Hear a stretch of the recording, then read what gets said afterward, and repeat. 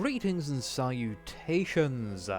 This is Jason Silverain, and today I'll be taking a look at SunSea's Swarm the City. Now before I begin, I've got a slight disclaimer. I was actually offered a key to the full game upon release if I create a review video. I have declined that key because if I am sent a key to do a review of a game, that's fair. To be offered a key as a reward for doing a review is, well, a little dubious. I don't think they intended it that way, but this is just fully out there that just for the sake of it, I didn't want my judgment to be influenced by any kind of reward. However, I probably will be purchasing this game because I have enjoyed it quite a bit. Now, I will say the demo has some quirks, and upon the release of this video, hopefully the full game will be out. At the moment, I've been going through the demo, and I've been enjoying it immensely. Though I have found the resolution seems to go wherever it damn likes. Every time I load up the game, I've actually got to go into the set it to 12x720, swap between windowed, full screen, and eventually just get it back to normal. I don't know why, it just likes going to full screen without my permission. But the options are pretty basic. As you can see, not really much to talk about, nothing particularly confusing for anyone. So I can't really do my normal gripe of saying that it needs to be more detailed, because there's plenty enough, there just probably needs more options. Now the demo is actually surprisingly long and quite fun, and if you have no clue about this game, then it is a RTS of sorts. Now I'm just going to continue from where I've left off. There's a few things unlocked. Now let's go back to chapter 1. I have actually gotten to chapter 3, that's strange. I must have accidentally deleted my save a while ago. I have actually gotten quite far in this, so I wonder what's happened there. As I said, the demo's a little buggy, and with a few of the updates, a few weird things have happened. Now, as zombie RTSs go, it's a little unusual to have this kind. Normally they're like the infection type, or alternatively you are more traditionally Warcraft. You know, it's a proper RTS. So let's begin, please. The artwork for this game is wonderful, and the music's not bad, though it's a shame to say that the 3D models don't quite match up to the artwork. The plot is basically you are an ancient evil entity that once had a giant necromantic army, and you were eventually driven back and sealed away. And apparently your tomb was supposed to be uncovered after, you know, the temple's been destroyed long ago by warring humans and traditional things, but workmen are supposed to be uncovering it. This is what I don't like. They've only just put like a background story into this, and it is just a black screen with text, which needs to be improved for the full game. And this should be a group of workmen, not a random lawyer. It's like lone merchant. Instead of letting the forest be worthlessly silent, why turn it into a money printing? Yeah, why not turn it into a money printing machine for the rich resort? And I do kind of like these weird stats and everything you can get and the descriptions. It just shows us a bit of niceness. But how most of the mechanics work is you start off with this. You create your first zombie by spending it on someone. You can see the. Yes, I know. We have our first zombie, and I will quickly click through. Now, you normally click on this area. You can't select zombies individually. It's always a big group, and then you order them like so. Now, there's nothing stopping our zombie from getting there at the moment, but should he see anyone, he will ignore your orders and wander off and attack them, and this becomes part of the game's unique charm. You are essentially trying to guide a mindless mob to do, well, difficult things, usually. And I kind of like the effects and the layout and the design of the game. I do think that the actual watching the zombies murder their way through a horde isn't as fun as it could be. I mean, they've got a funky little walking animation. Yes, you should have started with the camera, to be honest. Okay, so now we can get a little bit of action. I click. Now, they're only glowing green because of the tutorial, but as you can see, the actual attack animations and the reactions, they're not very good. I think they're a bit lackluster and they're not that enjoyable to watch, which is a shame because you'll be seeing it a lot. Now, there is the interesting thing of, like, once you've bitten someone, they're infected, and it killed anything. Well, I think if they're killed by the virus, they'll turn into a zombie. So you can end up having zombies here and there and about the place. And again, you've got everything dragged up here, really nice. The UI is really simple. And again, the game is one of these that's deceptively simple with a bit of depth in it. Again, this is just a tutorial. We get to see the sword going.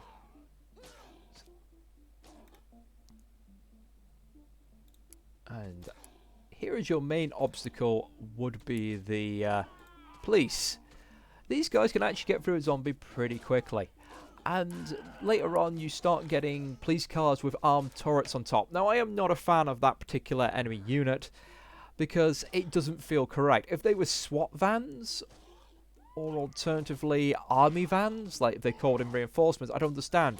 But police cars with turrets on top, I think that's poor design, and I think those should be changed in the main game. I doubt they will. Someone has said that these models were actually sort of purchase models, and it's a game that's just been made on assets. But I've seen no evidence of that other than a few sporadic claims. So I don't even think that matters. Because it's not the assets that matter, it's what you do with them. Now, one of the other things you have to do is basically ravage all the houses. If villagers run inside, it's not really a problem. You just need a certain amount of zombies to fill up this area. So, I think we needed 10 for this house. And then you'll end up automatically killing everyone inside, and kaboom, it all goes down. Now, all the houses also have descriptions, and I'm not going to spoil that for you because that's half the charm, is reading the descriptions. The devs have definitely got a sense of humour, and it shows, and I think that's part of the charm. I keep saying that. The game has got a lot of charm for all its basic mechanics. So, as you've seen, I've just gone through the first tutorial. It's very, very simple, and this is mostly of what you'll be doing. But the real advancement comes when you start getting your zombie generals, and you start spending these points on improving your zombies. I mean, granted, you only affect your zombies for that round to begin with. So, let me see if I can find a good level to give you as an example. Now, here's a good one to start with. This will be how you normally have a layout. You've got various special buildings. You have your town, otherwise patrolled by your regular patrolmen. Later on, you'll start having things like the factories that can make turrets, and fortified areas like police academies and the like. Sadly, I can't show those because it seems a demo update has in fact wiped most of my save files. I can't even show you some of the other progression stuff, but oh well, sadly I can't spare the extra hours today to get all that progress back. So I will show you some of my basic tactics. Thankfully you can do this to the policemen as well, so it's worth finding a spot where the policemen are in a small amount, taking them out, and then letting your zombies go wild. As you see, it'll take a while for the rest of the police to actually catch up. Now, I actually usually use this spot here, but you do have these patrollers going round. Now, my zombies are getting a bit spread out, so let's try and get them to go this way. Sadly, they are surrounded by lots and lots of tasty humans.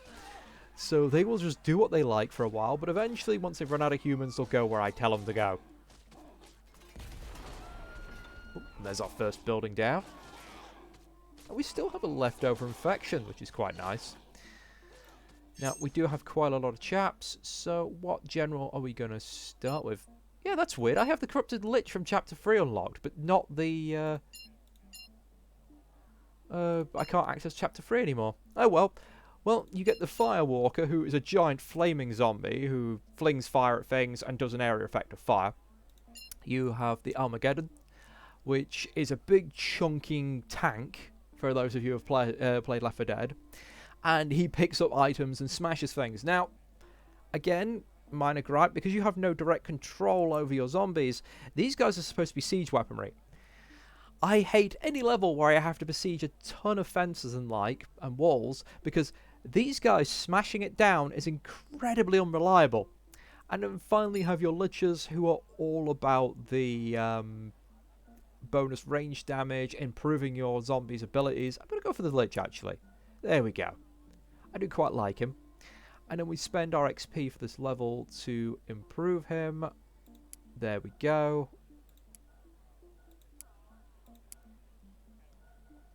Give him a nice area. And where do we summon him? Well, we're going to upgrade our zombie here. There we go. Now, if I could please get my zombies over here. Oh dear, we've got a pair of strays over here. They're going to cause problems. And, oh yeah, yep, here we go. Here we go, the chaos is real. And it is just organised chaos. But there's a lot of fun to this. Oh wow, I've never seen so many people infected by this. Oh, and then here come the police reinforcements. That's not so great. Let's just get all the zombies in there. Oh, now we get another general. Let us go with the big boy. Now these guys are fun because they don't just pick up weapons. They also can eat zombies around them. And every time they die, these guys get more powerful.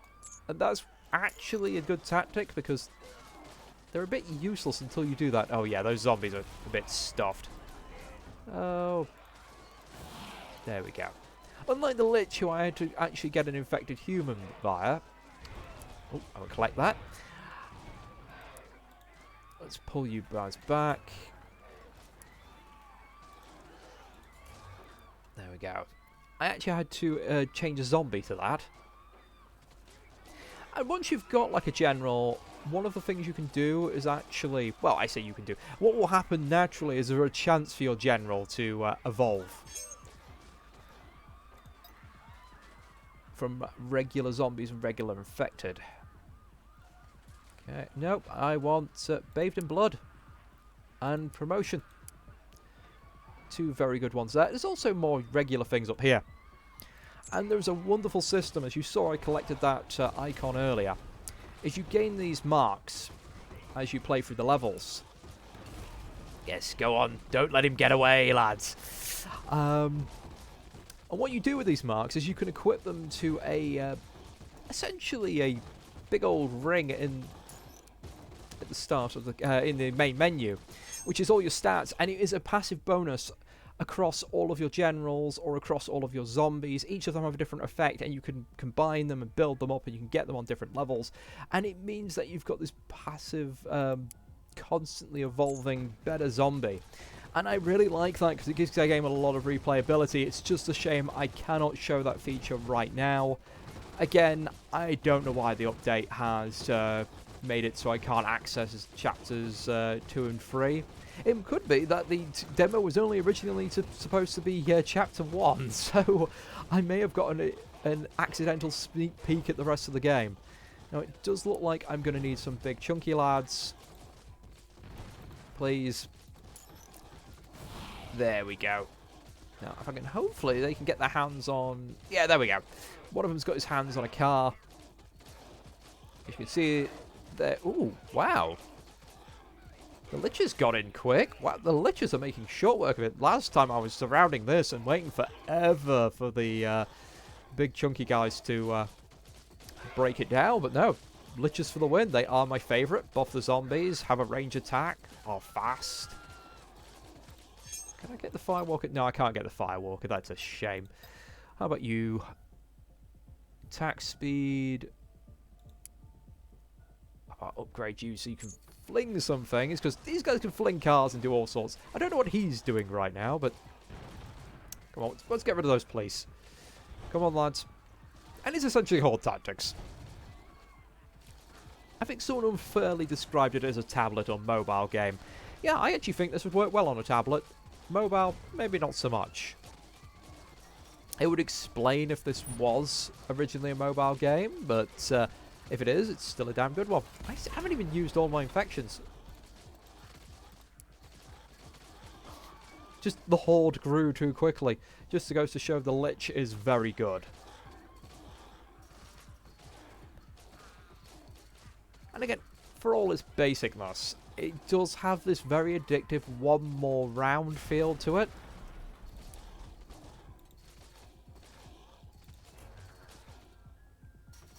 Okay, let's... what? They're just either side of that fence, just smashing the hell out of it. Oh. Even though they could just easily go round, but... well. And whilst it's not really needed right now, I'm going to just spend those last few points. Sadly, these do not carry over, and there's nothing you can do with them.